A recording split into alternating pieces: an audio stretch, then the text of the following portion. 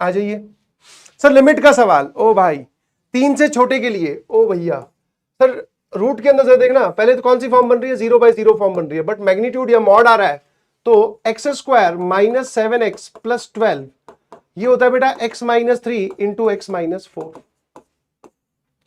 तो 3 और 4 के बदल इधर और इधर पॉजिटिव इधर नेगेटिव, तो 3 से छोटे पर मॉड के अंदर वाली क्वांटिटी पॉजिटिव है। तो मैं मॉड को अगर ओपन करूं, क्योंकि मैं अगर लिमिट लगाऊंगा, क्योंकि सारे सवाल को ध्यान से पढ़ो तो कंटिन्यूटी की बात कर रहा है x बराबर 3 पर, तो हमने x बराबर 3 पर लेफ्ट हैंड लिमिट निकाली, 0/0 की फॉर्म बन रही है, मतलब limit x approaches to 3 minus, तो a और b एज इट इज रहे। 3 से छोटे पर ये पूरा पॉजिटिव आएगा तो सर ये हो जाएगा मॉड एज इट इज हटेगा, और ऊपर इसी का ही नेगेटिव लिखा हुआ है, that is 7x minus 12 minus x²। इसको उड़ाओगे तो सर एक माइनस साइन आ जाएगा, तो लेफ्ट हैंड लिमिट आपके पास में माइनस a अपॉन b आ गई। फंक्शन की वैल्यू f(3) कितना आ रहा है सर, वो b आ रहा है। कंटिन्यूटी का पता है ना, left hand limit right hand limit और फंक्शन की वैल्यू एट दैट पॉइंट बराबर करना होता है। आ जाइए अब क्या बोला sir, right hand limit, limit x approaches to 3 plus 2 की पावर में sine of x minus 3 upon x minus greatest integer of x, है ना।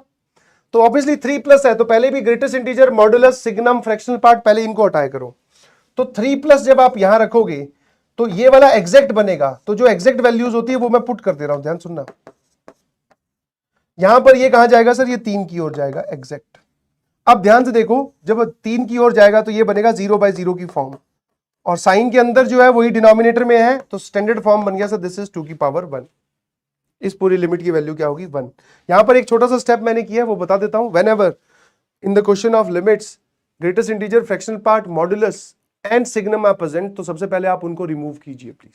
जैसे मैंने सवाल में यहां से यहां जाते वक्त पहले मॉड हटाया फिर लिमिट सॉल्व की, वैसे यहां से यहां जाते वक्त ग्रेटेस्ट इंटीजर हटाया, बिकॉज 3 प्लस की ओर जाओगे तो ग्रेटेस्ट इंटीजर की वैल्यू एग्जैक्ट 3 हो जाएगी। ठीक है, अब बताओ कितना आंसर आ गया सर, फटाफट बराबर कर दो, minus a upon b, function की वैल्यू b और राइट हैंड लिमिट 2, तो b की वैल्यू आपके पास में 2 आ जाएगी और a की वैल्यू कितनी आ जाएगी माइनस b², तो a की वैल्यू आ जाएगी सर -4।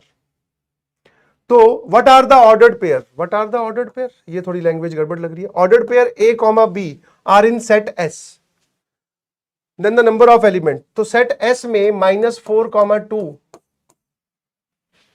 ऑर्डर्ड पेयर आपको लेना है, तो कितने एलिमेंट हो जाएंगे, एक ही एलिमेंट होगा, एक ही। कितने एलिमेंट होंगे, एक ही, क्योंकि ऑर्डर्ड पेयर बनाना है ना आपको, तो सेट एस में आप एक ही एलिमेंट बना पाओगे, दैट इज -4, 2, बस खत्म। इसके अलावा कुछ और थोड़ी बना पाओगे। 2, -4 नहीं बना सकते क्योंकि ऑर्डर्ड की बात की है। ए की वैल्यू यहां जाएगी, बी की वैल्यू यहां जाएगी, दोनों की वैल्यू अलग अलग आ रही है। She is the F N F.